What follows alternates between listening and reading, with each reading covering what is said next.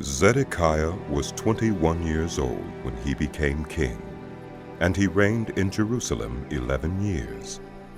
His mother's name was Hamutal, daughter of Jeremiah. She was from Libnah. He did evil in the eyes of the Lord, just as Jehoiakim had done. It was because of the Lord's anger that all this happened to Jerusalem and Judah. And, in the end, he thrust them from his presence. Now Zedekiah rebelled against the king of Babylon. So in the 9th year of Zedekiah's reign, on the 10th day of the 10th month, Nebuchadnezzar, king of Babylon, marched against Jerusalem with his whole army. They encamped outside the city and built siege works all around it. The city was kept under siege until the 11th year of King Zedekiah.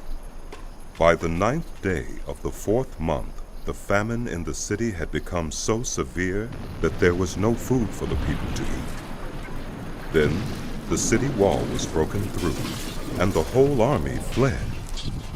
They left the city at night through the gate between the two walls near the king's garden, though the Babylonians were surrounding the city. They fled toward the Arabah. But the Babylonian army pursued King Zedekiah and overtook him in the plains of Jericho.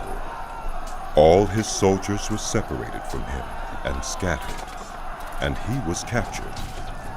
He was taken to the king of Babylon at Riblah in the land of Haman, where he pronounced sentence on him. There at Riblah, the king of Babylon killed the sons of Zedekiah before his eyes. He also killed all the officials of Judah. Then he put out Zedekiah's eyes, bound him with bronze shackles, and took him to Babylon, where he put him in prison till the day of his death.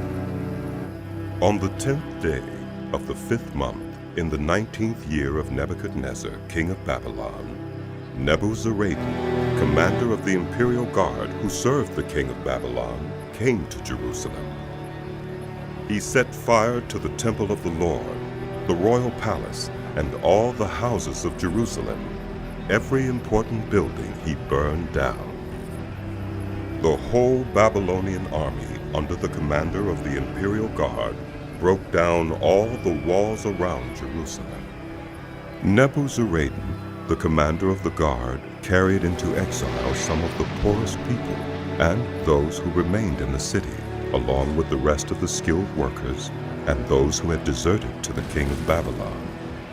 But Nebuzaradan left behind the rest of the poorest people of the land to work the vineyards and fields.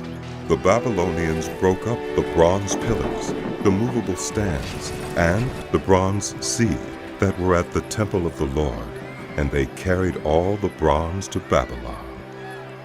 They also took away the pots, shovels, wick trimmers, sprinkling bowls, dishes, and all the bronze articles used in the temple service. The commander of the imperial guard took away the basins, censers, sprinkling bowls, pots, lampstands, dishes, and bowls used for drink offerings, all that were made of pure gold or silver. The bronze from the 2 pillars, the sea, and the 12 bronze bulls under it, and the movable stands which King Solomon had made for the temple of the Lord, was more than could be weighed. Each pillar was 18 cubits high and 12 cubits in circumference. Each was 4 fingers thick and hollow. The bronze capital on top of one pillar was 5 cubits high and was decorated with a network of pomegranates of bronze all around. The other pillar, with its pomegranates, was similar. There were 96 pomegranates on the sides. The total number of pomegranates above the surrounding network was 100. The commander of the guard took as prisoners Seraiah, the chief priest, Zephaniah, the priest next in rank, and the 3 doorkeepers. Of those still in the city, he took the officer in charge of the fighting men and 7 royal advisers. He also took the secretary who was chief officer in charge of conscripting the people of the land, 60 of whom were found in the city. Nebuzaradan, the commander, took them all and brought them to the king of Babylon at Riblah. There at Riblah, in the land of Hamath, the king had them executed. So Judah went into captivity away from her land. This is the number of the people Nebuchadnezzar carried into exile. In the 7th year, 3,023 Jews. In Nebuchadnezzar's 18th year, 832 people from Jerusalem. In his 23rd year, 745 Jews taken into exile by Nebuzaradan, the commander of the imperial guard. There were 4,600 people in all. In the 37th year of the exile of Jehoiakim, king of Judah, in the year Awel-Marduk became king of Babylon, on the 25th day of the 12th month, he released Jehoiakim, king of Judah, and freed him from prison. He spoke kindly to him and gave him a seat of honor higher than those of the other kings who were with him in Babylon. So Jehoiakim put aside his prison clothes, and for the rest of his life ate regularly at the king's table.